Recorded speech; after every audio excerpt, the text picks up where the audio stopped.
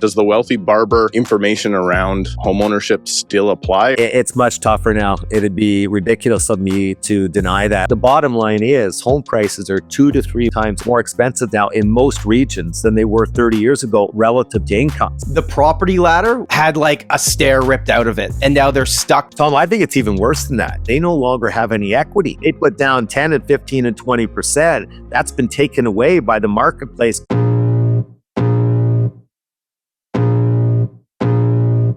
Welcome to the Tom Storey Show with Steve Karrasch and Tom Storey, where we discuss everything real estate or whatever else is on our minds. All right. Welcome back to episode 204 of the Tom Storey Show.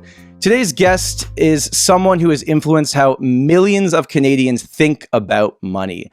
Long before there was podcasts or YouTube channels or finance influencers, there was a book sitting on the kitchen counter in most households across Canada, and that was The Wealthy Barber. And the author of that book is joining us here today. David Chilton has joined the show. Dave, it's an honor to have you here. How are you? Thank you. Tom, you know what's scary is the book is probably older than you. It's 2 years older than me. Yeah. It is. Yeah, like that's the long before there was Tom. There was the Wealthy Barber sitting on shelves. Yeah, that's how old I am. And oh my gosh, some days I feel it. Well, you're looking great. Thanks for doing this. We've got so many questions for you today, but I want to start, Dave, with one that I think is the most important. Do you still hate the Blue Jays? I hate the Blue Jays, but interestingly, despite that passionate hate, I cheered for them in Game 6 and 7 of the World Series. You know, I thought with Los Angeles having all of that money and the Jays being such an interesting and exciting young team, I still can't believe they found ways to lose those 2 games. I'm a Tiger fanatic, Detroit Lion fanatic, Piston, Red Wing. I grew up in Sarnia, of course, and that's close to the border and all things Michigan. So big Detroit sports fan. And are you excited to see how bad the Leafs are right now as well? Just want to get this out of the way before we get... I love watching the Leafs flounder, and like Leafs Twitter has to be one of the most exciting places on earth, watching the fans go crazy there. So yeah, what a run for them to only win. Was it one playoff series they won in all of those years of having that talent? It's quite shocking when you think it through. It's crazy. I'm a diehard Leafs fan. It was ingrained in me as a child. So I cheer for the Leafs. My dad was born in 1965, and he says to me, I was in diapers the last time the Leafs won the cup, and I don't want to be in diapers the next time they win the cup. That's a good line, but I think he's going to be, unfortunately, in that same position. I really do. I got one more sports reference, then we'll get into it. So the original book came out in 1989. And then the Blue Jays won the World Series in 92 and 93. So if we're tracking on the re-release of the book, they should win the World Series in 28-29. Are you ready for that? Oh, I would not handle that well. But let's be honest, I might not be around in 28 and 29. Like I'm getting up there, so I'd be thrilled to see that. I'd be thrilled to see anything, frankly. I'm going to say I do have a connection to the Detroit Tigers. My first ever Pro Fit baseball cap I got when I was 11. So I want to say that was 1991. It was Detroit Tigers because I was a big Cecil Fielder fan who, of course, left the Jays and went to Detroit back then. So all before Tom was born. All before Tom was born. And 91 was the year that he had the big year, that he hit the 51 home runs. And, you know, kidding aside, is there any nicer logo in sports than the Tigers logo? I mean, that old English D on a baseball hat looks as good as it gets. All right. Well, we got the sports chat out of the way. Well, let's get into economy, housing, money. Steve, go for it. Yeah, Dave, what I wanted to ask you is you've very much, obviously there's very good financial advice that you've given over the years.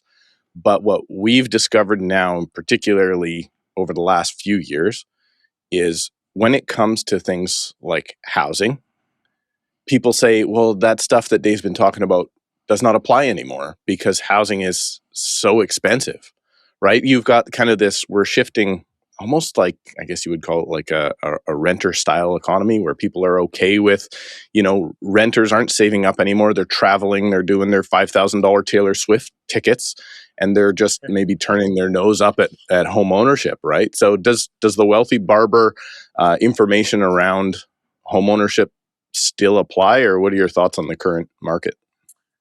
It's much tougher now. It'd be ridiculous of me to deny that. I think a lot of boomers have lost track of the basic math. They say, oh, it's always been difficult, and the young generation's just whining and complaining. They travel, they buy their expensive concert tickets, to your point.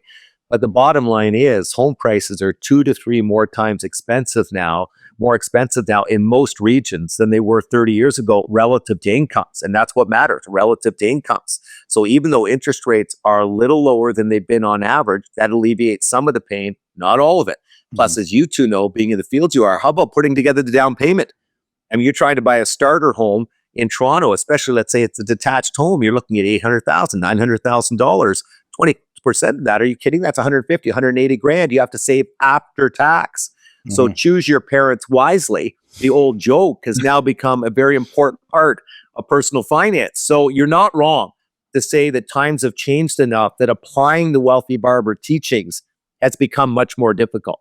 And if you look at that K-shaped economy that so many people are speaking of, it's one of the few simple analogies that I actually think is quite accurate.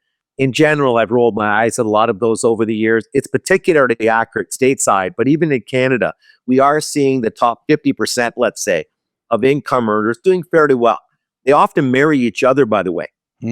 Interestingly, that's been a trend nobody talks about in the last 20 and 30 years, that a lot of the upper income earners are marrying each other and, of course, making the family income even bigger on a relative basis than the people scuffling. So you've got those people, not only are they making more money, but they're making enough to fully fund TFSAs, RRSPs, to buy a home, and assets, of course, have done quite well over the last 3 decades. Then you've got the lower income people who are really struggling to survive in this high cost environment. The cost of living is crazy, especially in the big cities in Canada. They can't fund those vehicles. They can't buy the assets, so they're falling further and further behind. It'd be impossible to deny that for anybody. Now, that being said, precisely because it is so challenging, I wanted to come back with the Wealthy Barber and say, look, at whatever you can do, let's do it in the best possible way. Let's keep your fees down. Let's figure out which of the accounts, TFSA or RSP, to take advantage of. And then the home ownership chapter, let's deal with the realities of how difficult it is. That chapter, as I'm sure you two can respect, took forever to write. One of the biggest challenges of my life was getting all that together in a realistic and fair fashion, but still offering hope to people and touching upon the levers, to use the book's word, but what they might be able to do to at least help out a little bit. I'm not as anti-renting as a lot of people have been. I never have been, by the way. I've always felt it wasn't throwing your money away. You're paying for a very important service, shelter. And in some instances, that makes sense. But let's be honest, it's not the Canadian dream. The vast majority of younger people still want to own a home, a detached home, and that's where they want to focus their energies, and for some very good lifestyle reasons and very good other reasons. And so how do we help them? Well, at least prices have come off a little bit in the last few years and made it a little bit more attainable, although still very difficult for most. And choosing your parents wisely is something that I think is a great way to look at it. How about, I can tell you, like, so many times, Dave, over the years, especially the first-time home buyers we work with, without a doubt, more than half of them, if not more, are getting some level of help from the parents, whether that's down payment. Tom, let me cut you off there, because you did a really good job. I watch your podcast.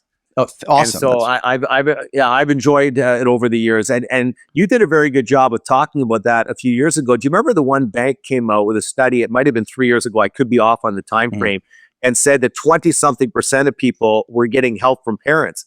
Every realtor in the country went, "Are you crazy? It's way higher than that." And you talked about that in the podcast. I mean, I would say 50 is low. If you count co-signing or gifts, if you count both, then of course you can't really track the gifts accurately. But if you count both, most realtors will say it was 60 and 70% of first-time buyers were getting some form of help from parents or grandparents. Right. Often they're forgotten. So I completely agree with where you're heading with this. And to your credit, you were talking about that years ago. Well, thank you. And here's my question. Should they feel guilty about taking the money? Like, there's this, you still want to prove that you can do it on your own. And I feel like this term hasn't even been used, but like nepotism, home ownership nepotism will be a new trend that comes in here, because that's the only way people are getting it. I know what we're going to call it. Should the first-time home buyers that want to do it on their own and prove a point, should they just go like, just let my family help me and let's get started here? Like, how should they be thinking about it? You know, I've seen so many examples of this because, of course, my friends are helping their kids, et cetera. In fact, one of the reasons I went back to writing was I had so many friends' kids asking me financial questions, and so many of my kids' friends. Right. And I'll look at you in the camera and here I'll say, take the money. And yes, you may have to battle some guilt and there may be some ego bruising because you couldn't quite get there on your own, but that's not because you're not working hard. It's not because you haven't done a good job. You haven't followed the rules. It's because housing's too expensive relative to incomes. That's not in your control. And so take the money if you can get it. Now, some people have battled a very challenging situation where they've recognized if they take the money, they're putting their parents in a tough spot on the retirement front. And we've seen a lot of that, or where parents have actually taken out a line of credit against the equity in their home. And now interest rates are higher than they were back in 21, 22. Plus, we're seeing costs rising in assisted living and everything else. So later in life, they could be pinched a little bit. That's a bit of a different scenario. So when you're putting them in a delicate spot, I can see why it's a tougher decision. If, on the other hand, your parents are lucky enough to be in a very good financial situation, take the money. You're going to inherit it at some point anyway. Why not take it now when it can be a very positive difference maker for you? And I think, again, if you don't take the money, is it ever difficult to make the math work on all of these fronts, unfortunately? Yeah, Dave, I think that there is something to that now that I'm seeing, because I don't see a lot of gifts, but when I do see the gifts, they are often parents saying, you're getting this at some point anyway, so I would rather see you enjoy it and see you get into the market now. So sorry to cut you off, Tom, but I totally agree with that sentiment. There's no more like wait for me to be in the ground before you get my money. That the parents want to give it as well. Absolutely. And let's be honest, a lot of boomers, certainly not all, but a lot of them are in quite good financial shape. They've had very strong stock markets, real estate markets. For the most part, they saved relatively effectively. Now, again, there's all kinds of exceptions, unfortunately. Trust me, I see a lot of people headed to retirement in a tough spot, but there are many in a good position and they can help out the kids. And again, the bottom line is if you don't help the kids out, most of them aren't even going to be able to enter this market. It's that challenging a market, and especially in Toronto and Vancouver. I think for the millennials and Gen Zs, I guess the millennials, we're getting pretty old now. I think Steve's technically a millennial, but he doesn't look like one. First year. But and Dave, I've told this story a few times on the show, but a few years ago, I did a CTV live thing, and some report came out about just housing prices and how crazy they got. This was like in 21 or 22, and it was the third media thing I did that day. So I was trying to change what I said, and I was live, right? So I was like, well, I think a lot of Canadians maybe bought a house and got wealthy by mistake. And I got roasted online like never before. But I think a lot of the boomers, at least if you go from 2008 till 2022, even with the drop off we've had recently, still most of those homes are higher than they were in 2020. The amount of growth that even if they didn't read the original Wealthy Barber and do all the things you told them to do, they had this nest egg because they bought a house. But I think it's unrealistic to think the next 20 years are going to be anything close to what we just went through. Are you on the same page on that? Yeah, there's a lot to unpack there. First off, I'm surprised you got roasted, to be perfectly honest, because you weren't wrong. I mean, a lot of us, and I'm in that group, of course, who bought homes, they went up dramatically more than we would have forecasted they would, and they created a certain type of wealth. But it's interesting, when you talk to most boomers, despite what the media says, very few of them are thinking of accessing the equity in those homes. So their value is actually not that an important part of a lot of their financial plans. In some cases it is, but in most it isn't, because they don't want to move. They don't want to move down. They know moving down sounds better in theory than it works out to be in practice because of friction costs with commissions and everything else, and land transfer and legal fees. But also they tend to move down to a pretty nice spot and they don't gain as much. So a lot of them are just happy to stay there. And the value of the home is not as relevant as you would think. But again, I'm still surprised you got pushback, because in fact, we all did very well from the rising real estate. I mean, there's no question about that. As far as the next 20 years, isn't it difficult to forecast? I mean, we're not going to have the falling interest rate environment that really created that huge upswing, but we're not building detached homes in most parts of the country. So we could have a major supply shortage, which could again cause problems on rising prices and ruling out the next generations of younger people. And of course, AI throws a big mystery over all of this, because what's it going to do to employment? What's it going to do to societal structure as it continues to improve and gets involved in so many of our businesses? I find all that intimidating, by the way. I'm normally very excited by new technological developments. I follow it all very closely. I experiment with AI. But if you're not a little afraid of the impact of this over the next few years, you're not paying attention. I'm not going to give anything away, but very early in the updated version of the book, you make a comment about AI that made me chuckle as I was listening in my car. Basically saying like, good luck. Well, I was laughing. I'll tell the audience that I wrote the preface after writing the book, as I think most authors do. And I was working on it. I was talking on the phone to one of the testers, somebody who'd been going through the book. And they said, what are you going to do if AI comes along and knocks the unemployment rate up to 20 and 30%? What position are you going to take? And I said, fetal.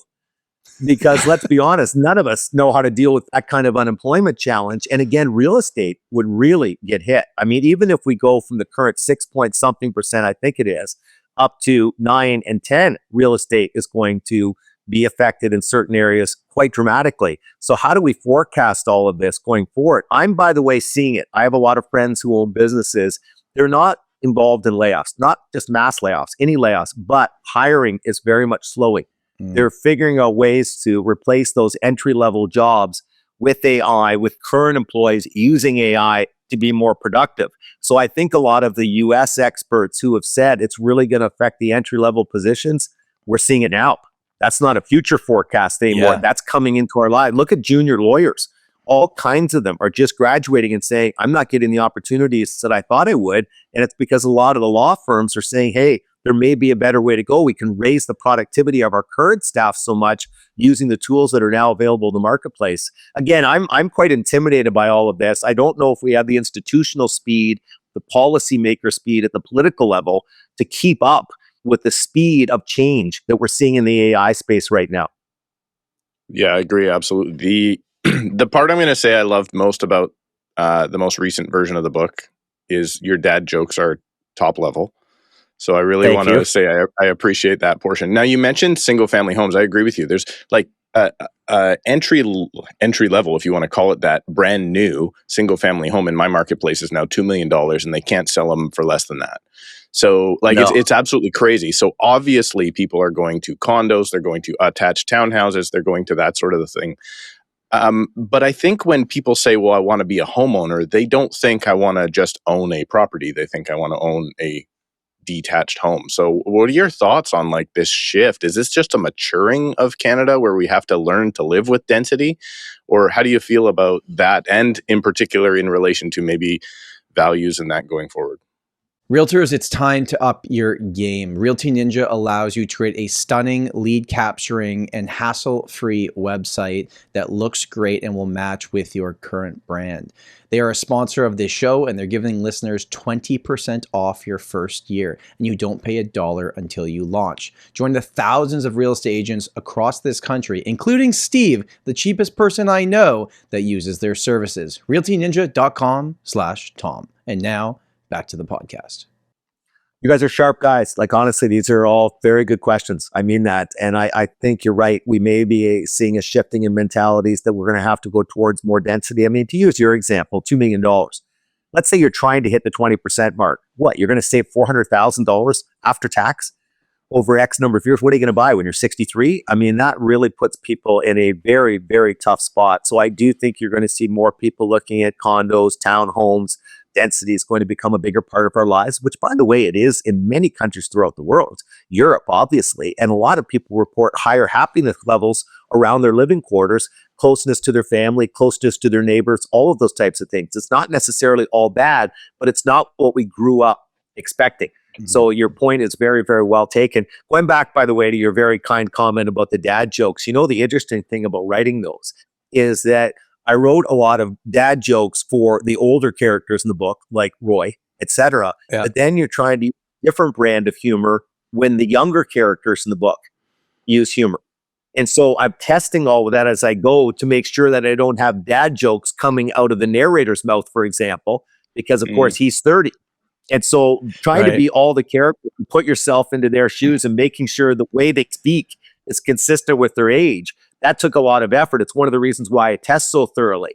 But yeah, I've been very pleased with the way the humor in the book has resonated so far. I've had a lot of comments on it, so that's good. Thank you for saying that.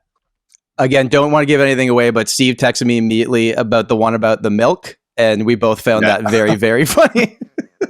Yeah, I you know, it's funny. I wrote that joke, and I thought it was very funny. And then I tested it on the woman I'm dating, and she didn't even chuckle. And I thought, am I wrong on this? And I That was realized, because, good. your confidence can go pretty quickly. And so then I tested it on 5 or 6 other people, and they all thought it was really funny. And I realized I got a bad girlfriend. I don't have a bad sense of humor. My girlfriend has a bad sense of humor. I thought, it's not me, it's her. And so I'm glad I tested it with more people, but I'm glad, that one has gone over well. And then there was one about OnlyFans later in the book that seemed to go over well with people. And, it was an interesting experience. You two were mentioning you went through the audiobook. I did the audiobook version for book 2, the book that you held up before we went on air, Tom, the Wealthy Barber Returns, but it was a straight book of text. And when you do the audio version of the Wealthy Barber, of course, you are representing characters, and therefore you have to intonate because you're using dialogue. Oh my gosh, that was a long, tough process. And you're going back in to redo a lot, and then you're checking pronunciations and going back in to redo those. That was a big, big effort. But in these days and times, you have to do an audiobook because my target audience is 45 and under, and a lot of them are podcast listeners. They want to take the book in while driving or while working out, whatever else. They do less reading, especially males under 45, than they once did. So the audiobook is a big part of the offering. You mentioned that the narrator in the book is 30 years old. I believe when you wrote the first book, you were 27 or 28. I was. Now you're not 27 or 28. You're about, I would guess, I don't know if Roy's age was ever actually mentioned in the book, but you think about that, that like you're his age now. Isn't that cool? Yeah. No, not really, Tom. It's not cool at all. So thank you for bringing that up. It's quite depressing. You mentioned something earlier in one of the questions, and one of the things that I put a lot of work in on was before I sat down to write the book, I did a lot of pre-research. I went out and spoke to all kinds of people in the target demographic. So to your point earlier about density and about what people really want, I mean, that's what it jumped to me. People still want a detached home. Like that's the bottom line. Like 85, 90% of the people, and I'm not exaggerating the figure I spoke to, that's their goal going forward. I also, by the way, recognized when I went out and did the pre-research how little most of us still know. I'll give you an example. I went to a mall and I asked 20 people under 45, what is an ETF? One knew, 1 out of 20. And so I think a lot of financial educators, because their audience tends to be relatively well-versed in this, have fooled themselves that the masses are getting more and more knowledgeable, but for the most part, they're not. I'm sure you see it in the real estate field. A lot of people don't know much about this. In the chapter on home ownership, when I described different things and how they work in terms of the bank qualifications, for example, and the ratios, I've had so many people say to me, I didn't know anything about that. I didn't have a clue about that. I didn't know how that worked. I didn't know how the insurance worked. I didn't know any of that. And so I really didn't do it to teach in that case. I did it to set up the teachings, but I'm glad now that I did it because, again, I've recognized very few people tend to know all of that. So, but you two are on the front line. And you must see some very frustrated people where that no matter what they do right now, they can't seem to get where they need to get that home ownership to be a part of their life. I'll tell you the biggest hurdle we're finding right now is a lot of people that, 5 to 8 years ago, I sold them their first condo. They got into a relationship. Their incomes have gone up. Maybe they've had their first child or they're thinking about it. They want to sell that condo or townhouse and get to that, as we've talked about, that detached house, or at least something freehold without fees attached. And even if they can do it on paper, it's tough because even though all housing prices have gone down from the peak for everything, nobody was safe from what just happened. But the difference is that condos actually started going down at the beginning of 2020, where homes just started going crazy, right? So there was a year gap there where homes kept going. So they don't have the funds to buy the home first and then sell the condo. They got to list the condo. It takes 60, 90 days, even if you're priced perfectly. And then they can go buy the house, and they're so antsy. It's like the property ladder, which for most of my career leading up to 2022 worked really well. Had a stair ripped out of it. And now they're stuck where they have the income, they can do it, but they can't afford to buy before they sell it because it puts them in a scary position. That's what we're seeing. Tom, I think it's even worse than that, in that a lot of them, if they bought 20 and 21, they no longer have any equity. They have no money in the house. If they put down 10 and 15 and 20%, that's been taken away by the marketplace going down. And therefore, if they go to sell, they have no down payment to do the move out. And so even if they have the support of income, they're back in a tough spot.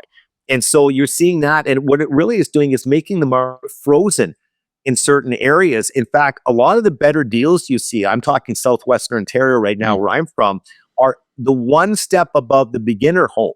Those where a lot of the values are taking place because it doesn't have the normal group of buyers because they can't get out of the beginner home. And so people who can start by jumping to that rung, they're in a pretty good position because they can call their own shot. It's a buyer's market there for sure. So your point is well taken. And I mean, we're seeing that left and right. Now, then there's a big part of me that's glad that home prices have softened, of course, because I want them to be more affordable. But certain people have been caught in the crossfire. I'll tell you, you go back to late 21 and early 22. I mean, let's be honest, we'll never see anything like that again. I mean, I can't speak as much for the BC market. Because that wasn't good for anybody. It wasn't good for anybody. And, you know, I'm not saying with this benefit on hindsight. I said it in interviews at the time. You could see that that was the blow off top because what happened, it got to such a level that investors couldn't get involved. They couldn't make the math work, even with the higher rents, unless they had an outsized down payment. They were looking at a significant negative cash flow, too much to even bet the prices were going to keep going up. And then, of course, we priced out most of the regular buyers because the prices were just so absolutely loony, even with the high interest rates, that you almost knew it was hitting a peak and about to soften up. And then, of course, when the high rates came, that kicked it into gear even more. And now, at least where I am, it's definitely a buyer's market. You're seeing a lot of people go in and make more aggressive offers on the low end and seeing what they can get, et cetera. And I think a lot of sellers haven't fully accepted the reality of the marketplace yet, and they're stubbornly sticking with the price that I think they're unlikely to achieve, especially with the economy looking a little rocky in parts of the country right now. With your, kind of teachings, definitely in the new book, about maybe not stretching your budget and, getting into the maximum home that you can get into. Maybe you should try and back off of that a little bit in order to have some extra money.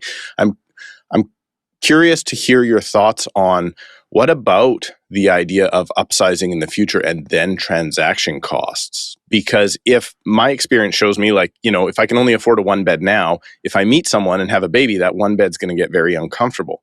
But if I could afford a 2-bedroom or a 2-bedroom townhouse now, it's going to really suck for the first few years, but then I will be able to move into that next stage of my life. So my transaction costs may come down. So that was one question when you were talking about that. I was like, man, is it best to get into something below your cost, or is it best to maybe stretch your budget so you don't have to move a second time?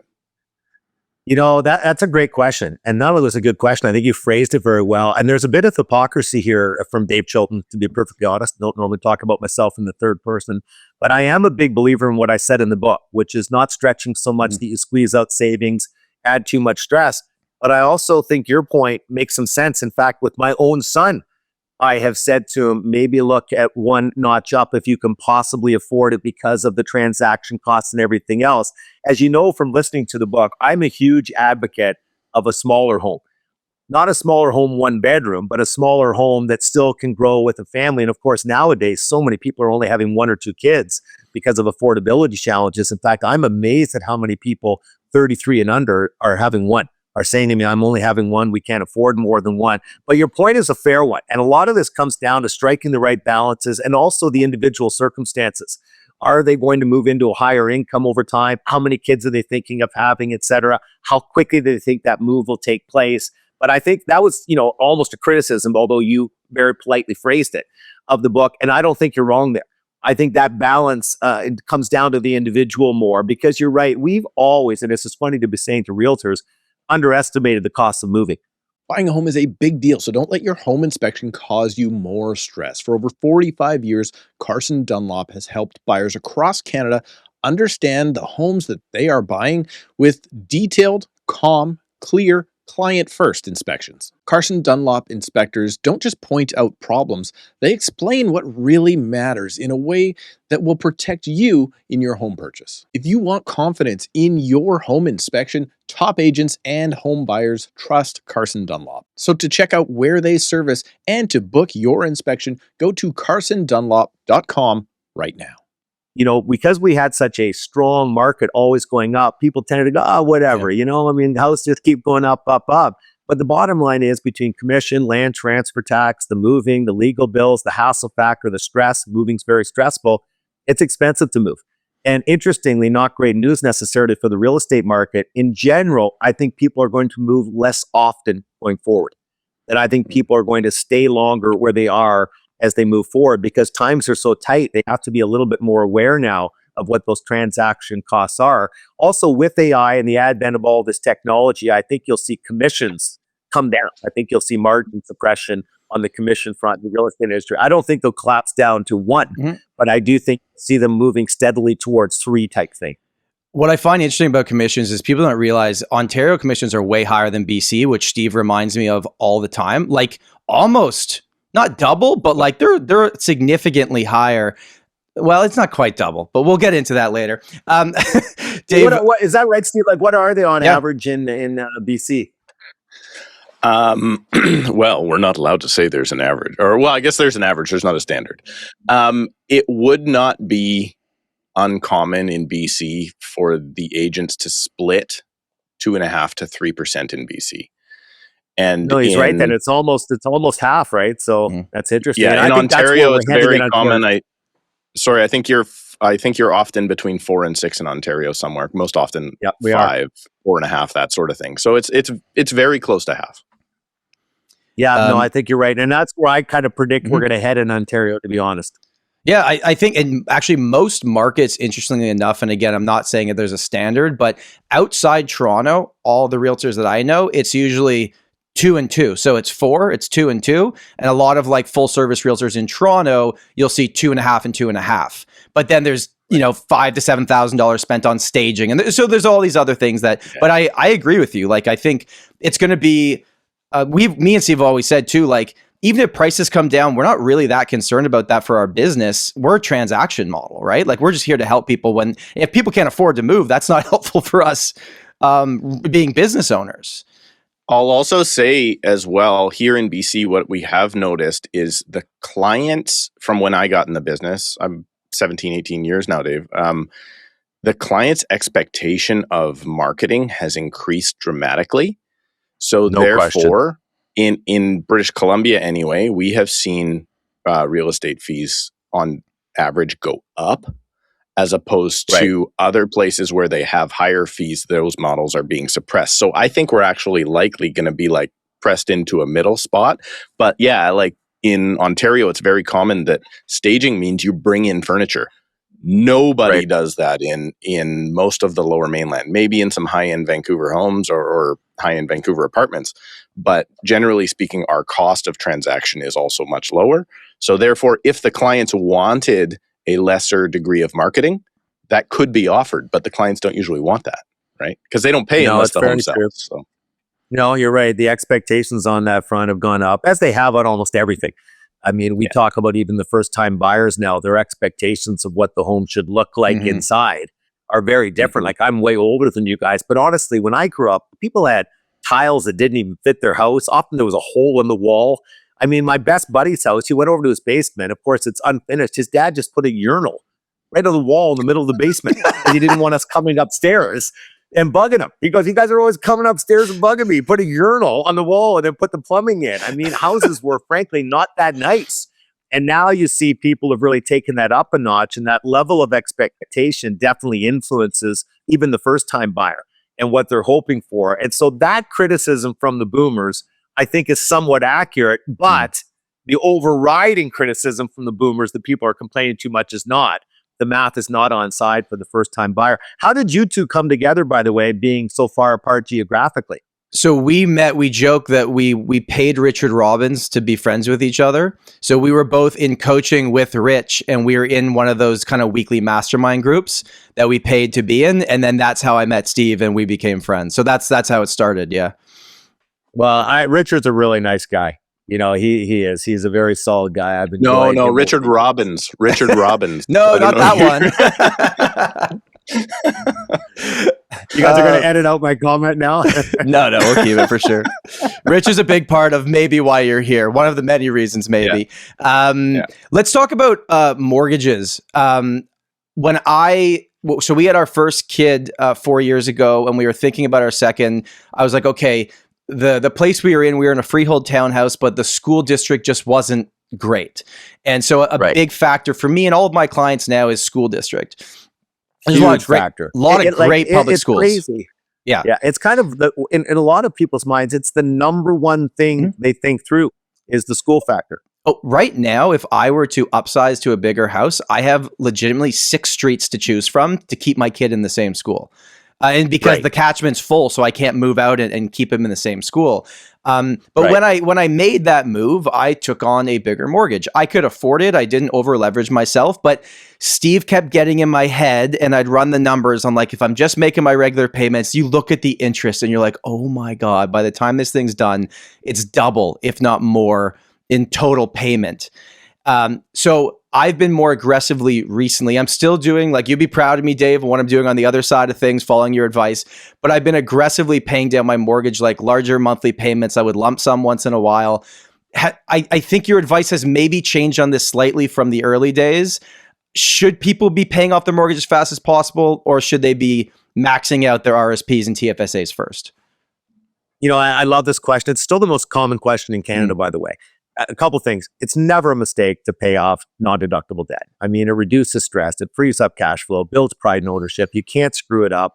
The after-tax rate of return is not spectacular, but it's not horrible, especially considering, again, it has all those other benefits. But when you have rates down at 4-ish% right now, and of course, they were even lower a few years ago, Steve's not wrong that you do save a lot of interest, but is that the best use of the money? Well, when you have the TFSA available, you have the RRSP available, and you can buy into low-cost index funds that you think going forward over extended timeframes will average 7-8%, it's probably better to go that route and keep the forced savings of the mortgage payment in place. Now, some people have done well enough that they're able to maximize the TFSA and the RSP, and they have excess funds. Then I have no issue with that. And by the way, I don't have a huge issue with it anyway. Like, I get asked a lot in the last month, first time. People are saying, I'm worried about AI. What's its impact going to be on my career, on society? I think I want to lower my burn rate. And for stress reasons and math reasons, I'm going to start going with debt pay down over savings in TFSAs, et cetera, and investing in index funds. I just think for peace of mind, it may be a better approach. I just did a video about this, hasn't aired yet. I get that too. Because AI is introducing a lot of uncertainty. So I don't think you made a mistake at all, but I think history shows you might still be better off to prioritize to taking full advantage of index funds and that type of thing. But it sounds like you're doing all of the above. And so that obviously is the perfect situation.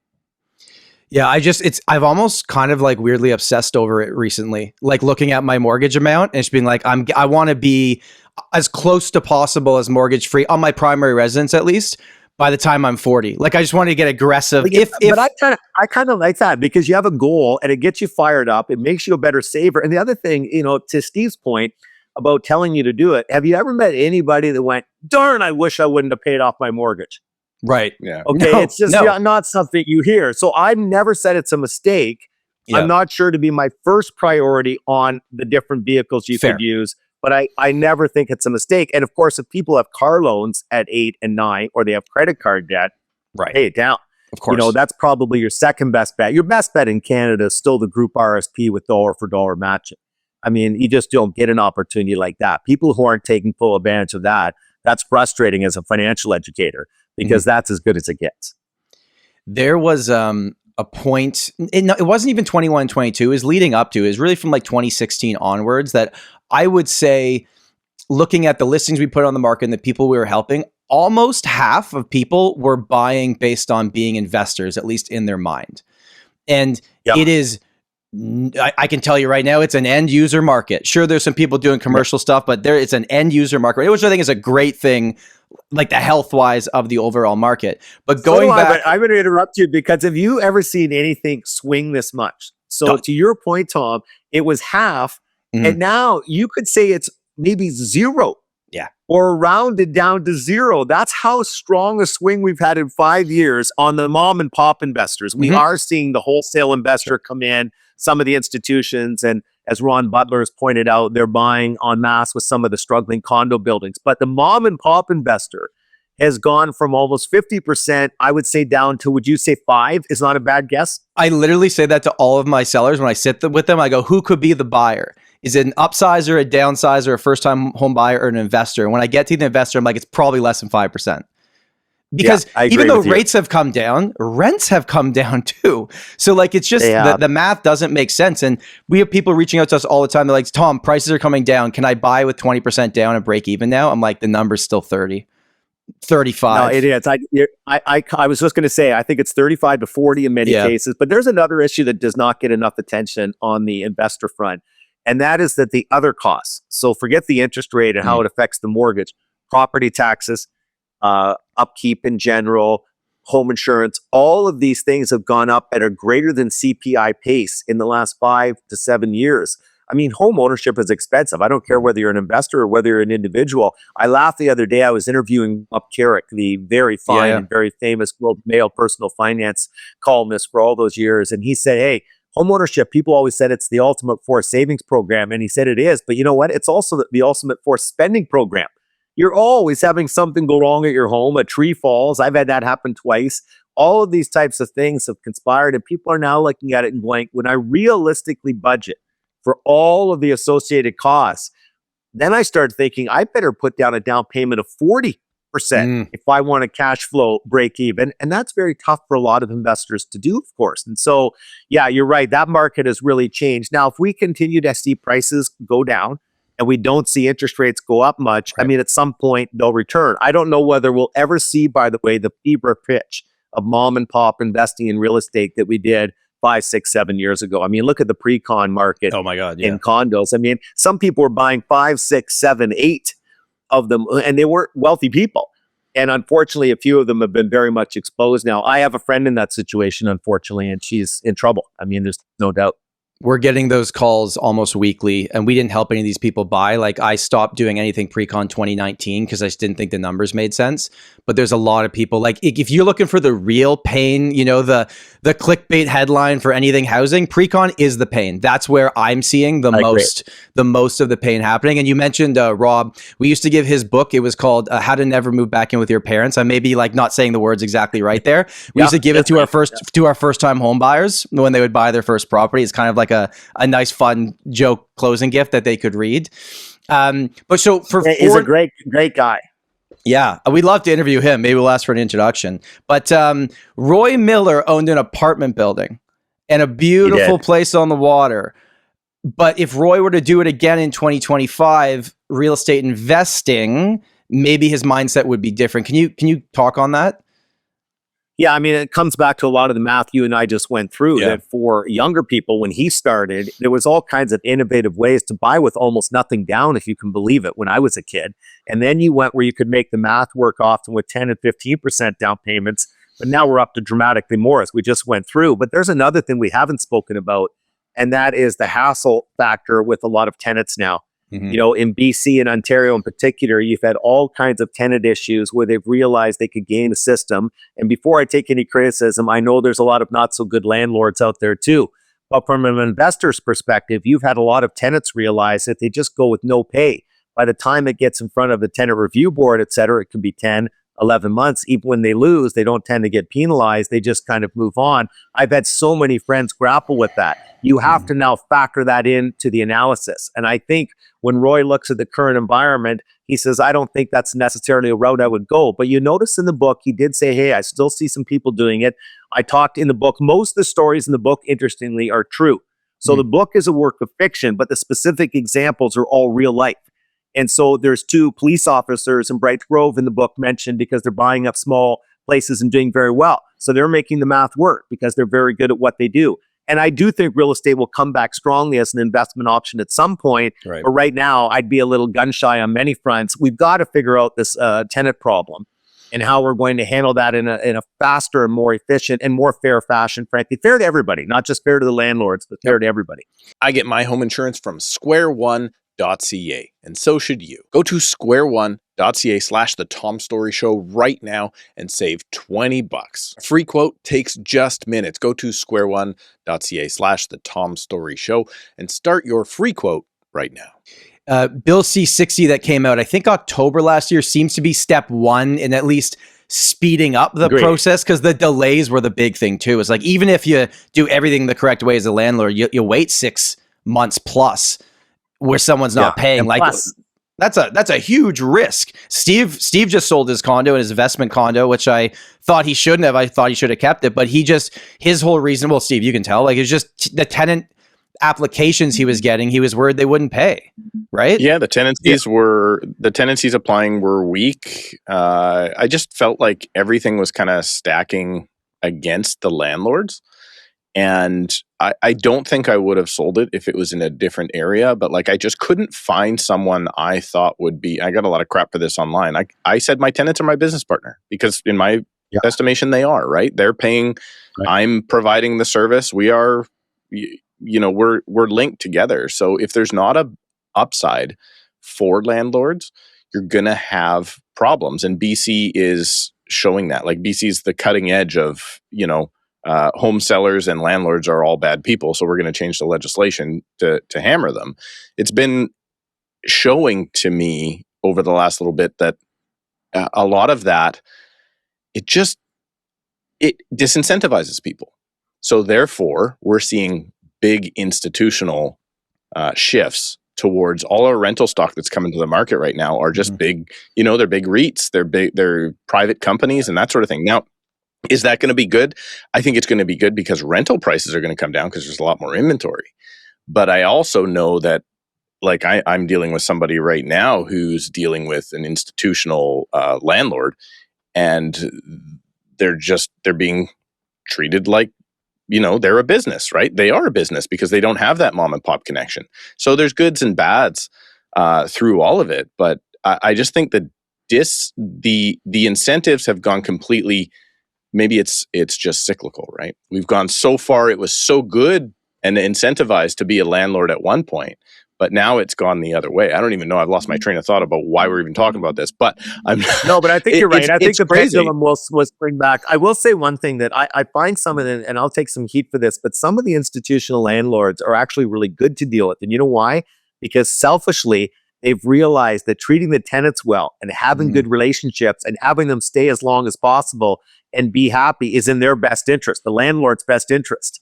And so some of them have stepped up on that front, a little bit like some employers have realized, let's say a restaurant owner, that treating your employees extremely well is a good move because then you have far less turnover, et cetera. So I've seen some good things happen on that front too. But you're right, the pendulum swung pretty far in terms of against the landlord with some of the rules. And going back to Tom's point is even if everything was done well and done fairly, it took so long to get the hearing. And you said 6 months plus, but for a while there was 10, 11, 12 oftentimes. Yeah, really, that's swung the advantage back to the misbehaving tenant. Now, again, we have lots of not very well-behaved landlords, so you have to be fair on all of these fronts. But it's interesting that somebody in the business with your knowledge level chose to sell and didn't want to deal with that very hassle factor I brought up, didn't want to take that risk on. And so we're seeing more and more of that. And the other thing is that some of this is some of the former investors, people who've invested in real estate their whole lives and done very, very well, are aging out a little bit.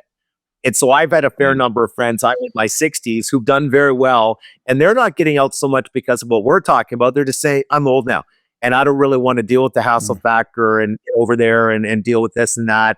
And, I've done well, even though there's been a fallback in valuations over time, I've done very well. I'm going to go a different route now and clean up my estate a little bit. So that's a bit of it as well. But yeah, it's fascinating times right now. And we keep going back to the same theme about AI. Is that if AI starts disrupting the employment situation among the younger workers, that raises the risk profile of those tenants even more. Because even if they're really good, conscientious people who get through screening because they should, if they lose their job, all bets are off. And so all of this is very difficult to kind of figure out and factor into play right now. A lot of it for me was just looking at taxes. So obviously, that's a big part of what you've kind of taught over the years. My thought was, if I get this big gain on this income property, it's all going to be capital gain. But if I now take the equity that I have out of that and I put in a large, now I've got a gain already, so I have to do a large RSP contribution to offset the gain, and then top up some TFSAs, and then put down a bunch on my principal residence. The idea is to upgrade my principal residence at some point, because so far, thankfully, the Canadian government hasn't decided to tax that. So what are your thoughts on the strategy of upsizing maybe your principal residence rather than getting some sort of an investment property? Yeah, I mean, I think I've had a lot of friends do that. They've gone with a much bigger principal residence than common sense would dictate because they felt that it was tax-free capital gains on sale and that they felt the real estate market would continue to be very strong. And frankly, it's worked out quite well for them, hasn't it? Now, interestingly, a lot of them are going to have trouble selling because they love the place so much that the gains are probably going to fall into their kids' hands, maybe as much as they're going to fall into theirs. But I think the logic of it is okay, but we don't necessarily have a guarantee that we're going to have the same strong real estate market going forward. And as mentioned before, the costs associated with owning real estate now continue to rise so quickly that when you buy these bigger homes and you have the higher utility bills, the higher insurance, the higher property tax, that all has to be factored in to this as well. No question. Are you two married? Do you have kids? Yeah, both of us are married with kids. Yeah. So, I mean, the key thing is don't ever get divorced. Okay. Yeah. There is strong financial advice for you two. Okay. That is obviously in this marketplace is even more of a challenge than it's ever been because of the real estate prices. In fact, there's been some, I hear this all the time. I don't know if it's true, but they're saying that the divorce rate actually has edged down slightly in the last few years because of the divorce rate. So we're seeing people split up. And I saw a family lawyer say that she's never had more people come in and get all the way to finalize the negotiation of the settlement agreement. You know how contentious and stressful that is. Right. And then decide to get back together because once that's done, they're going into the marketplace and going, there's no way we can do this. We can't both own reasonably nice homes, especially in good school areas. We've got to stay together either by patching up our relationship or by having an unusual situation where you live upstairs, I live downstairs, whatever else. And so, yeah, making the marriage work is the best advice I can give to you two. Better than anything I said in the Wealthy Barber. Well, you said marry rich. You said marry rich. So that's a good one too. Marry rich, yeah. And I'll stick with that. Yeah, I'll stick with that one. Dave, there are some people maybe listening to this that still don't know, and they should, what the FHSA is. It's this magical thing, the best thing I think the government's ever done. You gush about it. You call it the fantastic, not just first home, but fantastic. For anyone that's not aware, can you just break down how great this is and why they should be aware of it and use it immediately? Well, you said that well. We never had a better a better product issued by the government. If you qualify for the FHSA, you must do it. I mean, you get a tax deduction for the money you put in, like an RSP, but when the money comes out to buy the home, it's free of tax, like the TFSA. This is the best of both worlds. It's the love child of our other two good accounts, and it's better than either one of them. And you must take full advantage of it. Let's say you're putting in $8,000 when you're in your 30% marginal tax bracket. You get $2,400 back on your tax. But remember, unlike the RRSP, again, it's not taxable on withdrawal. That money's just a gift to you. Mm-hmm. Okay, that's absolutely crazy. So when you look at the lifetime max of the $40,000, let's say it's $8,000 contributions all done at that particular, that's $12,000 free dollars that come to you. And if you have a partner and he or she is doing the same, are you kidding me? That's a lot of money. Now, people say, yeah, but with all the home prices at this crazy level, it's not going to get us a down payment. I agree. But wow, it's free money. Like It's a very, very good head start. The FHSA is a true no-brainer. I mean, if you're saving for a home, you have to take advantage of it. I wish it existed when I bought my first property. Because there's a lot of people still paying back the RSP when they took the money out. It's being like, damn, I wish this existed previously, right? No, I mean, it is a dream come true. And the government, especially in the first year, did not really do a very good job of educating around it. And then the financial institutions were slow to grab it. And in their defense, it's not great business for them. They have the hassle factor of setting up the accounts, the technology, the tracking, et cetera, but the money leaves and they don't get to manage it very long. So they were never in love with it. But now everybody slowly got it in place. Now it's easy to set up, whether it's with the Wealthsimples or the major banks, whatever. They've got it available. And again, it's a true no-brainer for people. It's a little bit like what we talked about earlier with the corporate matching on a group RSP. These things are just no-brainers. You have to go out and do them. I was talking to relatively young guys like you two. The other thing that I really am pushing as I see all these spending summaries is precisely because it's so expensive out there to live and real estate's so costly, we need to spend less on cars. We just do. And, people love cars. And a lot of the spending summaries I see, I cannot believe what the couple is spending total on car payments, car insurance, car everything. It just makes me crazy. And again, it's almost like a barbell. A lot of people really get this. And they are very good at not doing that. And then there's a few people in the middle, and then there's all kinds of people on the other end of the barbell who just almost define themselves by their cars and can rationalize almost any expense. You know, when I grew up, it was very common when we finally had 2-car families. We didn't initially when I was young, that you would have one okay car and one not very nice one. And you'd rotate who drove the okay one, you take the okay one. And now people tend to have 2 nice cars in most instances. So, you know, in the major cities where there's good public transportation, sometimes you see people a little more responsible on this front because they have other ways to get to spots. But the car thing drives me absolutely insane when I see all these spending summaries. What's going on right now with your thoughts? Just this is particularly to now. So obviously we're seeing a bunch of crazy uncertainty going on. As of recording this, there's now multiple wars going on. There's all sorts of gas prices are going crazy. Oil's going nuts. What are your thoughts right now on the markets? Because there's thoughts that, you know, what's gone on in the real estate market right now, the markets could see the same sort of thing go on with all the uncertainty that's going on right now. And I think people that have their money in the markets might be quite fearful at the moment. So I'm just curious to get your thoughts on that. You know, they're interesting. There's always reasons to be fearful when it comes to the markets. There really are. Plus, the markets are richly valued right now, especially the U.S. market. There's no question about that. By any valuation technique, markets are expensive. But I'm still an advocate of don't try to time the market. It's time in the market. You have to just patiently wait your 5, 10, 20, and 30 years, young people like you. We can all follow what's happening over in the Middle East and all of the other challenges in the world, but figuring out how it's going to impact markets and trading on that eludes the best of us. The markets collectively represent the wisdom of crowds, and that's very good. And again, none of us seem to be able to, on a macro basis, harness all this. The best investors I know stay quite detached, and they don't get emotionally involved. They don't try to outguess all of this. They focus over 10 and 20-year periods. I've always been quite good that way. My dad is the king. He pays no attention whatsoever, just leaves his money alone and through ups and downs. And there's lots of downs. There's lots of volatility, lots of prolonged downturns. But over the long term, you're making a bet on capitalism, human ingenuity, human creativity. I'm not too worried about all the combustible situations of the world. I'm horrified by them. But as an investor, I'm not too worried about them. But I go back to AI. I'm worried about AI because I think it could introduce huge societal changes on the employment front, the structure of our current capitalist market, et cetera. But again, I'm not smart enough to figure out, okay, even if I'm right there, what does that mean for the investment landscape? How do I harness all of that? But I mentioned earlier, I'm hearing people echoing my sentiments and saying, I think because of that, they're going your route, Steve. They're paying down their mortgage more quickly. They're trying to lower their burn rate and de-risk their situation a little bit more. They're prioritizing to it, where in the past they may have gone index funds in the TFSA, more the Wealthy Barber route.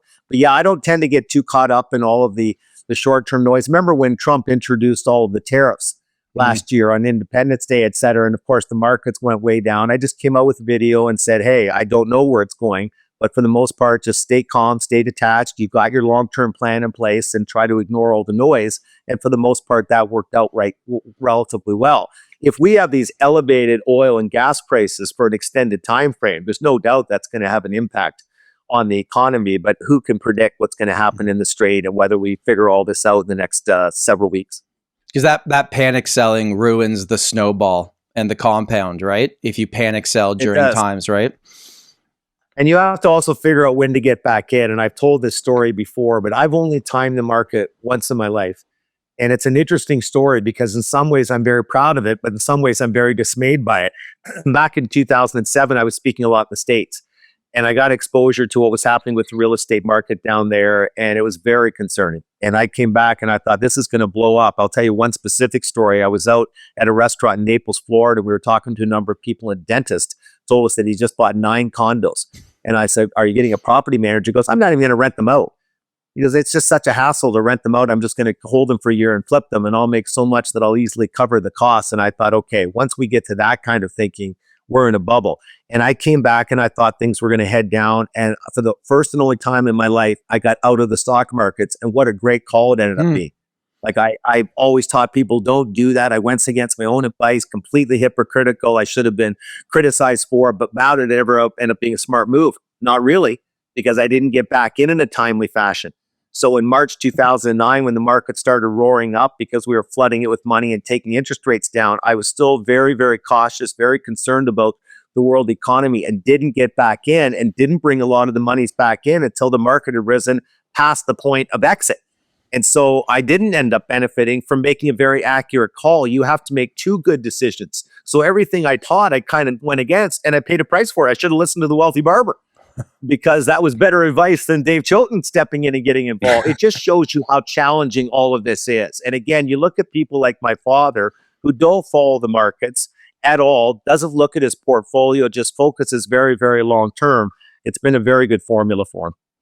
So, Dave, you're not just an author and now a podcaster, and are you a YouTuber? Can we call you that now? Because you've got a great YouTube channel. Not really. Not just that, and a speaker and great at dad jokes. You are also a dragon. You are a dragon. I can't have a dragon on the show and not pitch you. I know you get this all the time, so I apologize in advance. But these are going to be things that the government could potentially do to help with Canadians and housing. And so I want to pitch you some ideas and just see what you think about them. So, go ahead. Number one, tax-free rental income for basement apartments that are legal on the first $20,000 per year. I like that one. Okay. Increase the first. I do think we have to look at things along that line. Increase the first home savings account limit to $60,000 on par with the RRSP, and do $10K a year instead of $8K a year limits. Yeah, I mean, I think that they might get some pushback on that, in that it's always been perceived to benefit the well-to-do younger people, the people who need it a little bit less. And I think the bigger you make it, the more political pushback they take. Obviously, it would help. Mm-hmm. But you know what's interesting? When you help on the demand side, so you help people to save the money, a lot of times it gets capitalized back in just to the price of the homes. Has it lately as things have gone down? We also have to address the supply side. I still think we've got to get the development charges down. They're running so much hotter in Canada than they do in the rest of the world. In fact, it's remarkable. It can be up to 30% the cost of a new build. In many parts of the world, it's 6 to 8. Like, that is a dramatic difference. And then, of course, land prices in so many parts of Canada are so high, it makes it tough. Think if you're a builder right now. So you're one of the big Canadian builders. You can't compete with the resale prices right now. The resale prices have come off 25, 30, and 35. If you're a new builder, you're still dealing with the same high land costs, the same 30% in the government development fees. Labor costs haven't come down, of course. Material costs, for the most part, are down in some areas, but not in others. There's no way a builder can compete with the current marketplace. So I think addressing development fees and addressing land costs, and of course, land costs not easy to address, those have to be looked at too. But I really like your first idea, and I think we have to get creative on that kind of front. We had interviewed recently Brad Bradford, who's going to be running for mayor here in Toronto in the upcoming election. He had said on our show that he would cut development fees by 25% to start. Saying and doing are different things, but at least people that are in the race are acknowledging it. What do you think about 30-year fixed mortgages like the US, but they remain portable like we have in Canada with our mortgages? Our banks are never going to go for it. Yeah. But what do you think about it? What if it happened? I mean, from a planning perspective, obviously for the Canadian consumer, it offers a lot of merit. You know what your costs are over an extended time frame, et cetera. But I'll tell you, our banks are never going to go for it. You know, you're borrowing short, you're lending long. That's an exposure vehicle that they've wanted to stay away from. And the US is unique on that front with what they do. And I don't see it coming to Canada. Tax break for seniors to downsize. Yeah, I've talked about that very thing on stage and saying, do we incentivize the seniors to give up their homes in some way, shape, or form? I am a senior, and I'm with the seniors who say, hey, we shouldn't have to do anything we don't want to do. But to your point, nobody's forcing. How do we incentivize them maybe to look at things a little bit differently? Now, they do have the ultimate tax break, of course, with the tax-free principal residence sale. What else can we do to maybe make them more open-minded to all of this? Interestingly, this is a problem that may take care of itself to some extent in the next 5 to 10 years, because that baby boom generation is getting old enough. Right. And a lot of them are going to start selling, even if they do want to stay in their home, they may not be physically able. My father ran into that. A lot of my friends' parents, and frankly, even a lot of my friends at 70 and 75 are starting to run into that same situation. Final one, the Canadian government creating a very small, reasonable budget to give every Canadian under 35 a new version of the Wealthy Barber. What do we think? I couldn't speak more highly of that idea than right now. I mean, I just think it's brilliant. probably one of the smartest things I've ever heard a human being say. I couldn't. Good for you. Talk. That one came from me. That wasn't AI. Okay, I thought about that one all by myself. And that's Dave, why I've always liked you more than Steve. Well, I mean, that's and I think and you're not alone on that one.